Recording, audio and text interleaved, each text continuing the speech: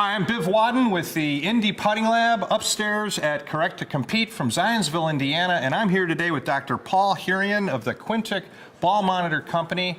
Paul, you're the founder and president of Quintic Ball Monitor, and Leith Anderson and I were fortunate enough to attend a full-day accreditation seminar with the Quintic, on the Quintic Ball Monitor.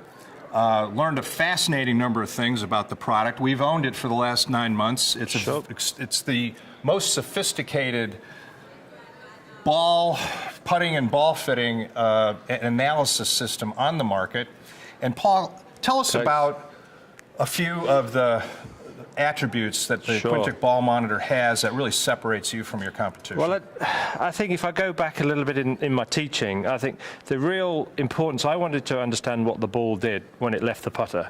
And I think, yes, there's lots of different technologies that can measure what the putter itself is doing, but ultimately it's the ball, the ball's performance is really the crucial factor. So, in a putt, there are two phases of the putt, perhaps three. There's three, right? Launch, skid, and roll. Right, and the Quintic Ball Monitor really focuses on that launch and skid portion. Skid phase, yes. Tell everybody a little bit more about that. Well, obviously, when the ball is struck, it's got to have enough launch or enough loft of the putter to actually take the ball out of its indentation, and that will obviously depend on the surface that you're using. So that's the most important thing. Take it out of its launch, out of its sort of depression, and then ideally start to topple that ball forward. You want that forward rotation, keeping the spin axis as close to the true roll spin axis as we possibly can. So the system actually records a video of the ball being struck by the putter head, and we get a chance to see that ball in very slow motion moving across the screen. Describe for people, when we're looking at that video, when does it look right and when does it not look right? What do you see when things go wrong? Well, when things typically go wrong, you've got two ways. It's either launch too high, and again, through all the research and data that we collect, anything above 2.5 degrees of launch angle, and that ball's going to be above the surface. It's going to leave the grass, even on a green that's stimping at 6, 7, quite a low speed green. So that was really our upper end of the scale. And then anything with actual negative loft, you end up trapping the ball into the surface, and again, very unpredictable what could then happen, and often the ball will bounce up really high. Right. And as you see it going on the video, you just see lots of hops, hops, hops, and eventually, obviously, it will get to true roll, because even a 7-iron bump and run will eventually get to true roll. Now you have a unique metric in your system where you differentiate between the launch angle that you just described and the actual resultant flight angle. Talk about that a little bit. Absolutely. So what the ball and putter do when they actually make that collision, that's one factor, but then what we're after is the surface interaction. We don't want any, but what we're able to then measure is how that ball's interacting with the grass, the fibers, and the resultant flight angle. So obviously, once the ball's in flight, we can work backwards and extrapolate out to give you the distance it's going, and then you back work it and it'll give you the flight angle, and ultimately, if that difference is greater than 1 degree, you know that the surface is having a big part to play in the actual resultant, the ultimate path of the golf ball. Right. So we have done some putter tests where we've seen like a 1 degree launch angle and a 5 degree flight angle. Flight angle, yeah. If there wasn't something wrong with the surface necessarily, what would we do to bring those two numbers back together? To bring those back together. So obviously, the better the surface, the smoother the surface, the lower that launch angle can become. Okay. Yeah. So the easier it is to get the two numbers to converge. Correct, absolutely, to get them to correct. So if the surface isn't quite so good, then generally which are the normal surfaces we're all dealing with. Yeah, for sure. But then that loft will be coming closer to more like 2 degrees. So the ball doesn't matter how that sort of, if you like, that 2 degree dynamic point of impact is made up. Because don't forget, you've got players, say like Matt Kuchar, that have a big forward press, but still launch the ball with +2. Padraig Harrington, he likes the shaft vertical for a shaft reference and face, so we have 2 degree static loft on his club. But then think of Zach Johnson, who will actually have the shaft backwards. He will still create that 2 degree launch angle. Yeah. So the ball itself, doesn't matter how you make it up, it just needs to be positive to obviously get it out the indentation and rolling. Good, good. There's another unique metric that's measured, you know, in the Quintic ball roll system called face twist. Talk a little bit about that. Sure. I suppose the more we got into it, the more we developed it. Obviously, face angle is very, very important, no question. The direction the ball goes is predominantly down to the face. But then what we were seeing is balls that were struck out of the toe or the heel, and given the high frame rates that we're able to record at, you could see putters twisting up to a degree and a half open, or even closed with a heel strike, open with a toe strike. It's quite alarming, yeah.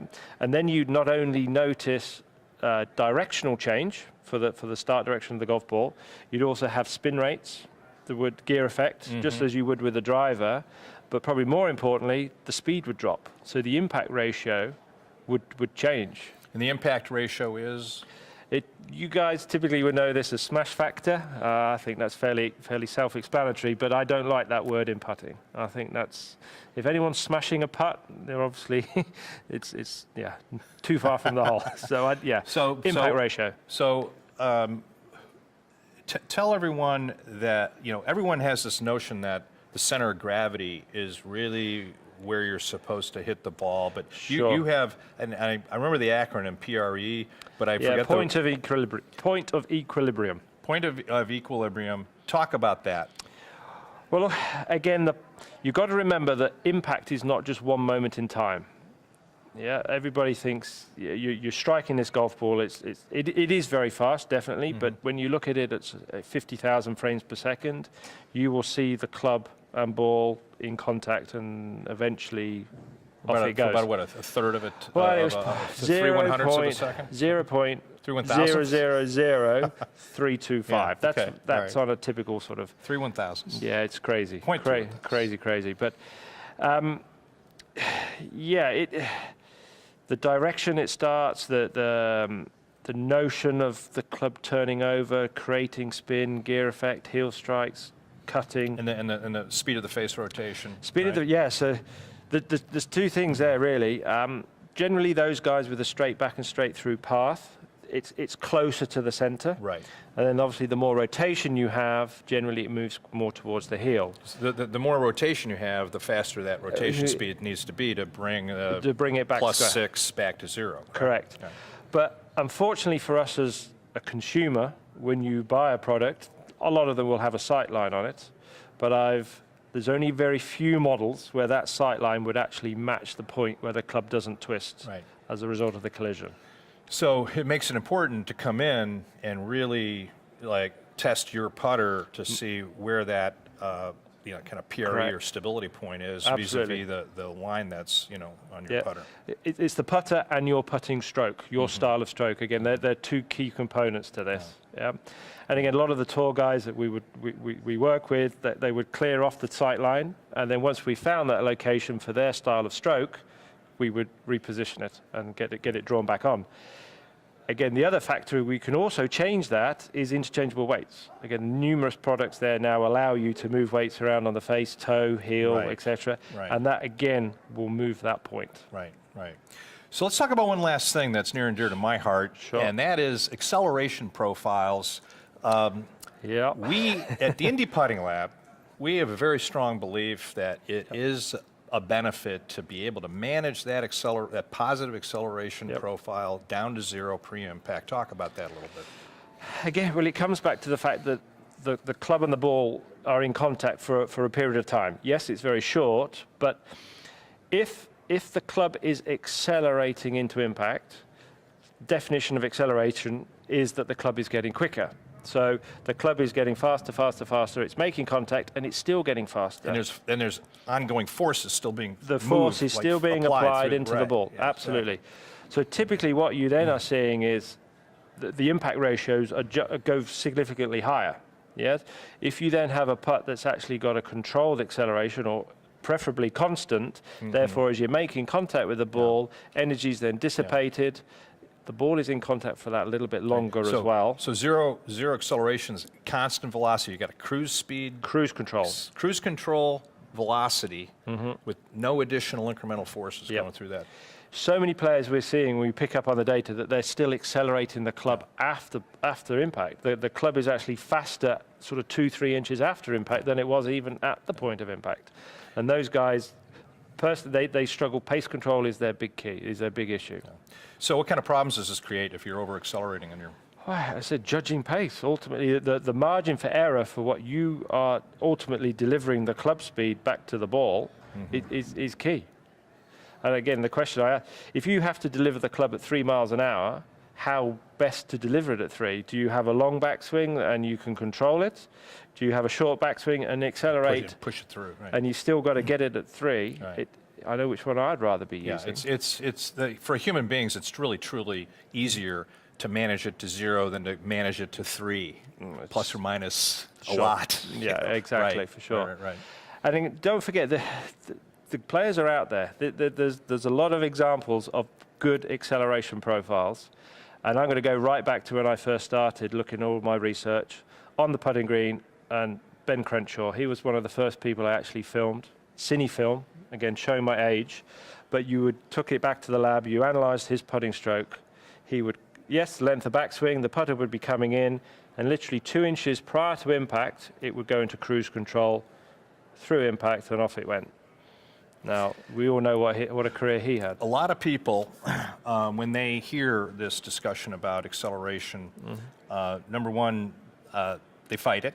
The first instinct is to fight it. And the second question, even if they buy into it, is, can it be taught?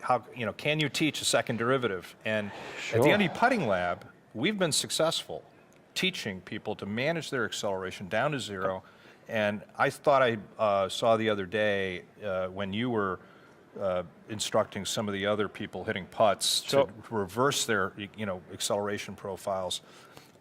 Talk about the length of follow-through versus length of backswing and the visuals that you see as evidence that someone's over-accelerating through impact. Well, your typical visual would be a shorter backswing, 40% backswing, 60% follow-through. That would be your classic, typical. Right.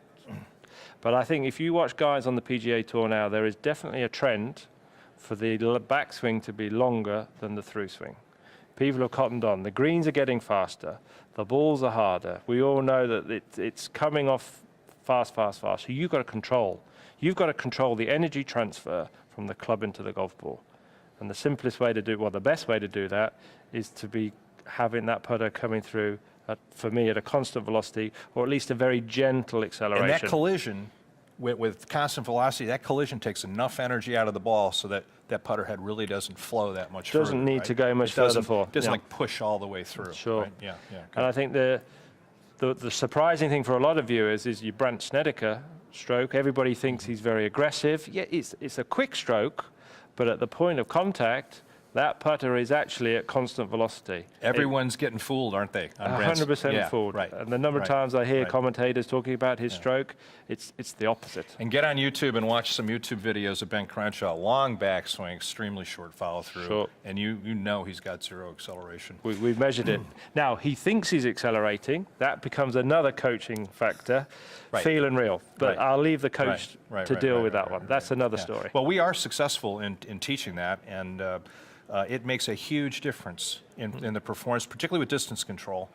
It really, doesn't help that much, 4 to 6 footers, except I'm breaking 4 to 6 footers. Of course, yeah. When speed, distance control is very important. Sure. I want to ask one last thing here while we're here. You put out some really fascinating data the other day on the effectiveness on the PGA Tour.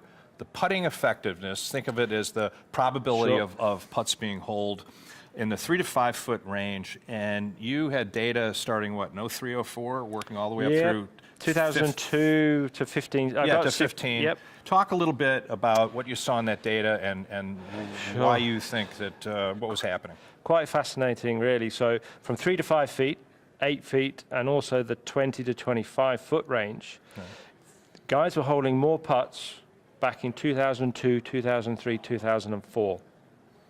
Now we're thinking, how is this physically possible? Their conversion rates were higher then than they are now. Conversion rate meaning just a success The rate. whole Ball thing. goes in the hole. Yeah, I mean, it's up at like 56% from the 8-foot range. Yeah.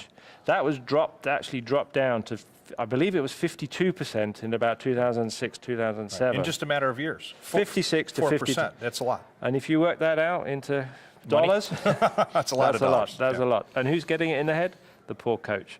So anyway, what we kind of sort of inspired from all of this, looking at the super high-speed cameras, what balls were guys playing back in 2002? Well, it was pre-Pro V1. Pre-Pro V1, so your Bellata, your Tour Professional 90s or your 100s. Yeah, Yep. yeah. A softer cover. Now, the obsession in the golf industry for distance, I completely understand it, and I love it as well. So balls are going further. There's no doubt about it. But I think as a byproduct of that, the cover, the manufacturing and the style of the ball has actually made putting harder. So when we look at it, the high-speed camera, the ball's in contact less, and we're putting even more emphasis on the face control. Yeah, back than when we had the Bellata. So 1 degree, we did it again, didn't we? The subtleties of 1 degree face control is very, very difficult for a player. So now, and fortunately, we're now starting to see that trend back up again. Yeah, the success rate's coming back up. And so what factors are explaining that? Well, I think there's potentially two, but the most important one would be the putter. The make of the putter, the grooves, the inserts, the technology. So the insert technology, you think, is coming back and kind of mitigating the negative effects of the harder ball. We're still not back to 2002, but they're trying. Right. And then the new ball technology as well, trying to make that outer cover softer. Yeah. But if you remember that Bellata ball back in 2000, you run your nail through it, and you could rip the cover. Now you gotta scrape it. Anytime I had a 60-degree wedge in my hand back then, that was the end of the ball. It's gone. It's gone. So it's down to, if you like, for me, and we're seeing the manufacturers now using Quintic, using the technology there. The big manufacturers, they're fully aware of this, and there's some clever guys out there and trying to reverse that sort of trend. With the new balls, what if you're using a putter that's more than 5 years old? Well, unfortunately, you're not going to have that face technology. So if you've got a pre sort of 2012, not all, there was a few models that had some good face technology, but if you've got a solid sort of milled face putter with no inserts, no technology in that face, and you're using a hard modern day golf ball, you're making your putting stroke a lot harder than it needs to be for face control and obviously distance control. Well, we're going to be doing more videos here at the 2019 PGA Merchandise Show on putter insert technology, so be sure to look up some of the other videos that we do on that. I want to close. Thank you, Paul. No, thank you for having me. The Quintic ball monitor is really a launch monitor for putting, and launch monitors are a necessary presence in everyday full swing club fitting. Sure. And today they're becoming a necessary tool in putter fitting as well. Putter fitting, yeah. And the Quintic ball monitor, again, is the only putting diagnostic, tool on the market that not only does it track the putter, but it's looking at the interaction between the putter and the ball and the resulting, important key performance of that ball in the skid phase. Yeah, and the spin, the launch angle, all of those parameters. And so we've got this technology at the Indy Putting Lab, and I just want to thank you, everyone, for watching. I'm Biv Wadden, together with Dr. Paul Hurian. On behalf of the Indy Putting Lab, upstairs at Correct to Compete in Zionsville, Indiana, thank you very much for watching.